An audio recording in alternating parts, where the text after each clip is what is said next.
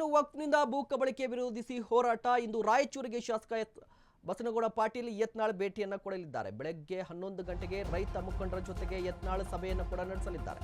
ವಕ್ಫ್ ವಿರುದ್ಧ ಬಿಜೆಪಿಯ ರೆಬಲ್ ನಾಯಕರು ಹೋರಾಟವನ್ನು ಹಮ್ಮಿಕೊಂಡಿರುವಂತದ್ದು. ಈ ಹೋರಾಟ ಇವತ್ತು ರಾಯಚೂರಿಗೆ ಕಾಲನ್ನು ನೀಡುತ್ತೆ. ಬೆಳಗ್ಗೆ 11 ಗಂಟೆಗೆ ರೈತ ಮುಖಂಡರ ಜೊತೆಗೆ ಬಸನಗೌಡ ಪಾಟೀಲ್ ಯತ್ನಾಳ್ ಅವರ ತಂಡ ಮಾತುಕತೆಯನ್ನು ನಡೆಸುತ್ತೆ.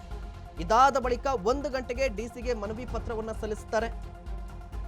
ಯತ್ನಾಳ್ ಅವರಿಗೆ ರಮೇಶ್ ಜಾರಕಿಹೊಳಿ, ಅರವಿಂದ ಲಿಂಬಾವಳಿ, ಕುಮಾರ್ ಬಂಗಾರಪ್ಪ ಸೇರಿ ಹಲವು ನಾಯಕರು ಸಾಥ್ ಕೊಡುವ ಸಾಧ್ಯತೆ ಕೂಡ ಇರುವಂತದ್ದು.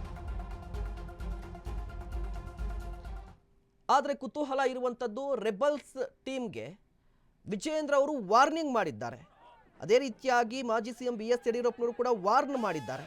ಎಷ್ಟೆಲ್ಲೇ ಎಚ್ಚರಿಕೆ ಕೊಟ್ಟರೂ ಕೂಡ ಯತ್ನಾಳ್ ಟೀಮ್ ಮಾತ್ರ ಡೋಂಟ್ ಕೇರ್ ಅಂತ ಹೇಳ್ತಾ ಇರುವಂಥದ್ದು. ಇವತ್ತು ಕೂಡ ವಕ್ಫ್ ವಿರುದ್ಧ ಹೋರಾಟವನ್ನು ಹಮ್ಮಿಕೊಂಡಿದೆ. ಒಂದು ಕಡೆ ಬಿಜೆಪಿಯ ನಾಯಕರು ಅಂದರೆ ಅಧಿಕೃತವಾಗಿ ವಿಜಯೇಂದ್ರ ಅವರ ತಂಡ ವಕ್ಫ್ ವಿರುದ್ಧ ಹೋರಾಟವನ್ನು ಮಾಡಬೇಕು ಅಂತ ಹೇಳಿ ಮುಂದಿನ ತಿಂಗಳು 5, 6, 8 ಸಭೆಗಳನ್ನು ಸಮಾರಂಭಗಳನ್ನು ಹಮ್ಮಿಕೊಂಡಿರುವಂಥದ್ದು. 3 ತಂಡಗಳನ್ನು ರಚನೆ ಮಾಡಿದೆ. ಇದನ್ನು ಪಕ್ಷ ವಿರೋಧಿ ಚಟುವಟಿಕೆ ಅಂತ ಕೂಡ ಒಂದಿಷ್ಟು ಆರೋಪವನ್ನು ಮಾಡ್ತಾ ಇದ್ರು ಒಂದಿಷ್ಟು ನಾಯಕರು.